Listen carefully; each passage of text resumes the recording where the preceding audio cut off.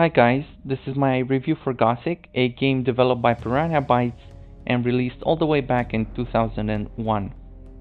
Gothic is an open world classic RPG with a great story and, I would argue, one of the best atmospheres ever created in a video game. It is a game that, despite its flaws, manages to capture all of the elements which make for a good RPG and weave them together into nothing less than a great game. Some of its magic comes from the fact that this is not a game that holds your hand. By the contrary, it takes it and it slaps it really hard. From the start, it throws you in this merciless open world as a nobody, a protagonist with no name, no identity, and no advantage whatsoever. No matter where you go in the colony, people will try to scam you, rob you of your money, use you, and generally make your life miserable because just like you, they need to survive, they need to adapt, or simply just because they can. Whether or not you stand up to them is entirely up to you. You are truly a blank canvas upon which you draw your own adventure. Gothic is a story-driven game, and despite the fact that the ending is the same regardless, the way you get there matters. Your choices have consequences. Even though it might not always be obvious, how you deal with people and situations will either make your life easier or harder for you. The game teaches you early on that morally questionable actions are the way to survive, so it's up to you to decide how or if you want to take advantage of that. In this dark setting, there is no black and white. No camp is morally or politically correct, and no character concerns itself with such things. The only thing that anybody gives a dime about is whether or not you are reliable and can get the job done. Gothic doesn't come with quest markers, pointers, or tutorials. Everything you need to know about the world is described by its inhabiting characters, so paying attention to what people have to say is a matter of life and death. The people you meet, even from the beginning, will let you know what are the best practices for staying alive and which places you should visit or stay away from. That being said, nothing is enforced upon you. If you'd like to go and die to a troll 10 minutes into the game, that is entirely up to you. At the start of the game, you are undoubtedly weak and inexperienced, so the monsters and other characters will make sure to remind you of it. You are strongly encouraged to visit the 3 factions and learn about their ideology and methods before deciding to join any of them. Joining a faction or camp is directly tied to the story, therefore remaining neutral is not an option. Because the colony is such an unforgiving place, taking your time to explore and learn about the colony before joining a camp will pay off in the long run.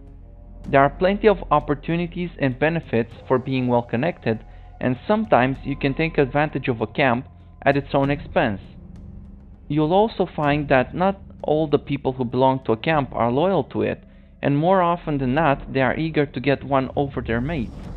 All of it comes, of course, from listening what the inhabitants have to say and understanding the camp's dynamics. Where it might be acceptable to beat the rogues in the new camp and be considered a fair fight, it might be a death sentence to attack the diggers in the old camp if they have paid protection money, unless of course you have paid protection money as well. Then the guards won't intervene. It's things like these which help weave the beautifully crafted atmosphere in the game. The characters are not placed into the world at random. They have a reason for being wherever they are.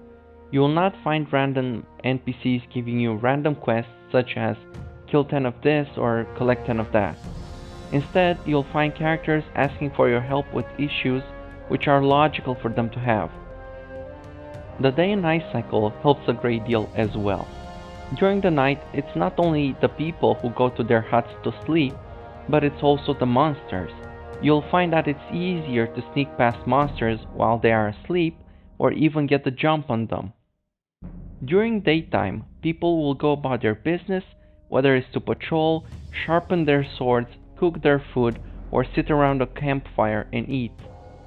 When you travel through the camps, you'll not only hear the people's banter, but you'll also hear the sound of their activities, which really makes it feel atmospheric.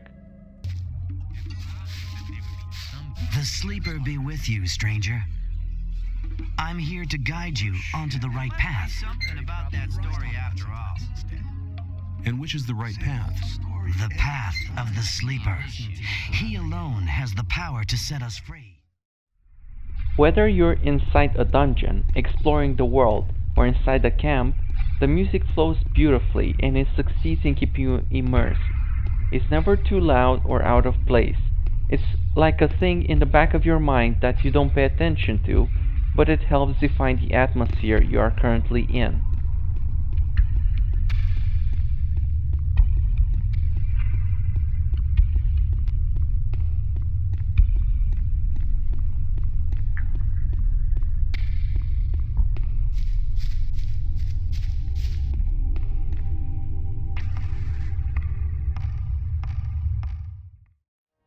The character design is great in painting the picture of the faction each character represents or their status.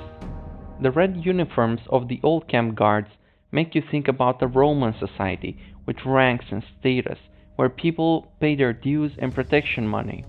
A place where getting on the good side of the influential people will help you climb the ladder, and vice versa. Talking back to people or being disrespectful will either award you a beating or prevent you from advancing unless, of course, you pay some money to smooth things over. On the other hand, the blue ragged leather and chainmail of the people in the new camp makes you think about a rebellion of people who have to make do with what they have. Instead of a hierarchy like in the old camp, they value respect and freedom as long as you can stand up for yourself. Lastly, in the sec camp, the loincloth shirts, the robes, or even the fact that the warriors are called Templars suggests that they are spiritual people. Unlike the two other camps, here you get a sense of ease.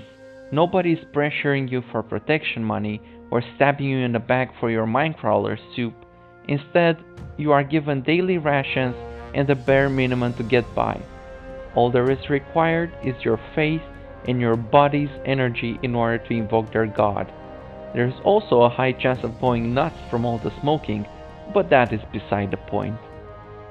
The creature design and sound is also very good, with certain creatures having particular resistances, weaknesses, or even immunities, some of which you can read about in books, learn from other people, or simply deduce with common logic.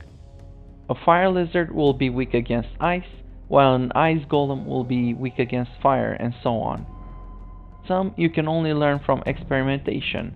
For instance, a hammer might look weaker than a mighty sword, but against certain enemies, a hammer is what you should use.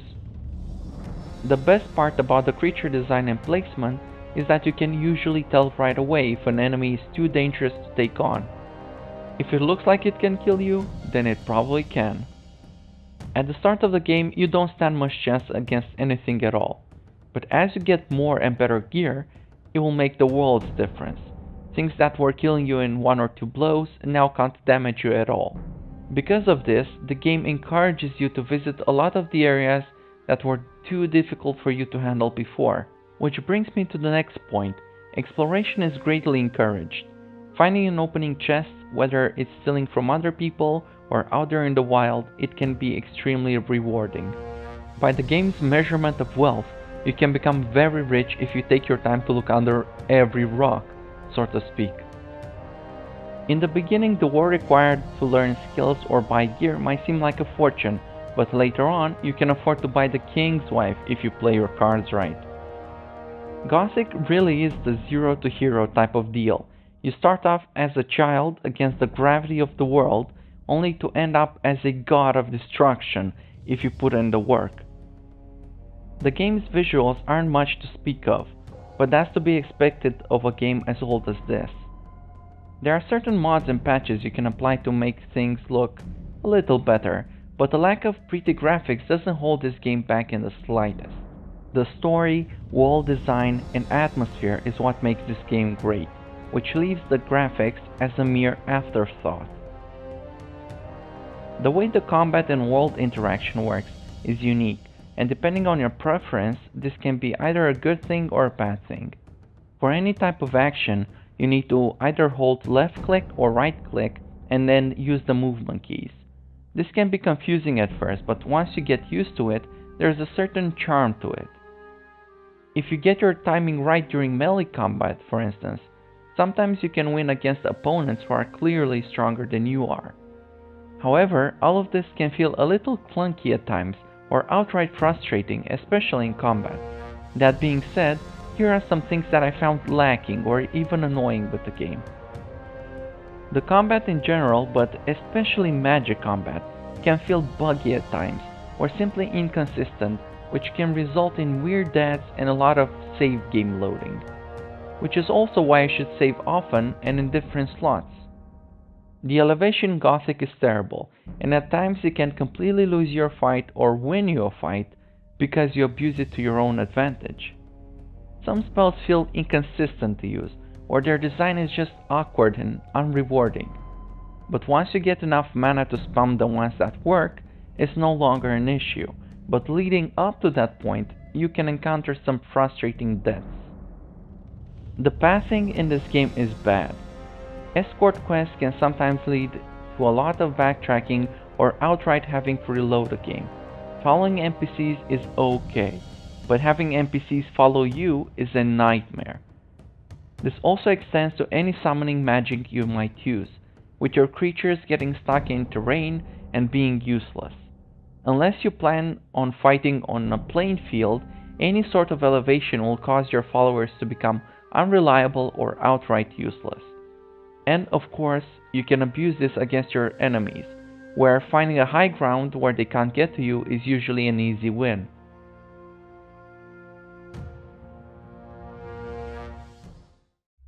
Who thought it was a good idea to create a spell which can only be cast from in a circular area from my location? I mean, how am I supposed to cast on those guys?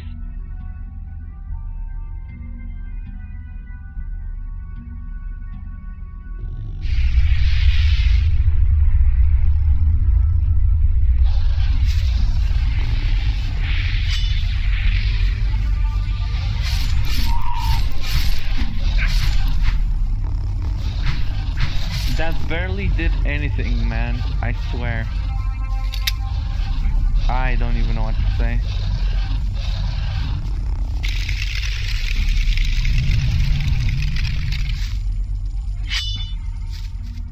Okay, maybe if we do it like that.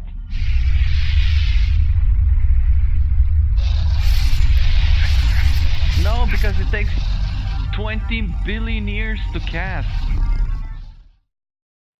There are certain areas which feel incomplete, like the groundwork was done and then abandoned due to a lack of time.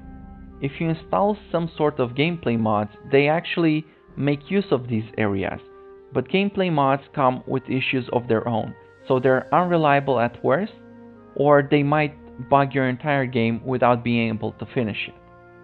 This also extends to crafting. Alchemy and blacksmithing seemed like systems that were going to be implemented but never made it. While you can do some very basic and ultimately pointless weapon forging, alchemy doesn't exist at all. However, you can clearly see the alchemist benches and the plants that you can gather from all over the world. Unfortunately, that makes the plants you pick up next to pointless, as the life or mana they give is greatly overshadowed by healing and mana potions. I couldn't even justify selling them for ore, because they weren't worth that much compared to everything else. These issues certainly make me feel like more could have been done with the game, something like an expansion to help flesh things out. But fortunately, it doesn't take away from all the other great aspects Gothic achieves, and the great many replays it has received from me over the years. For me, these inconsistencies can be excused, because Gothic delivers on what it sets out to be, an immersive, atmospheric, open-world RPG with a very unique story and gameplay system. So the only question remains, who should play this game? Well, if you are looking for a hero's journey in an immersive RPG atmosphere, a world with choices and consequences, one that doesn't hold your hand, where you have to become immersed if you want to survive, with great replayability value, then Gothic is for you. This was my review for Gothic. Thank you for watching. Skeletons. Let's go, baby. One more time. Get him, boys!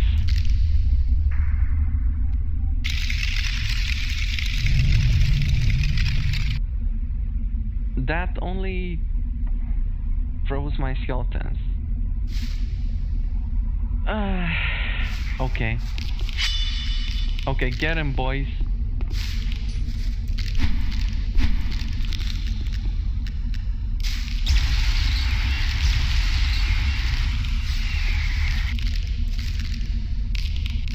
Come on.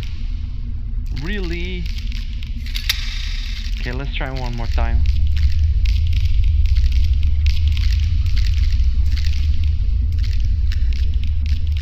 Ice block. Jump! I just need the skeletons to get on him. Perfect. Now I just need to freeze him. Perfect.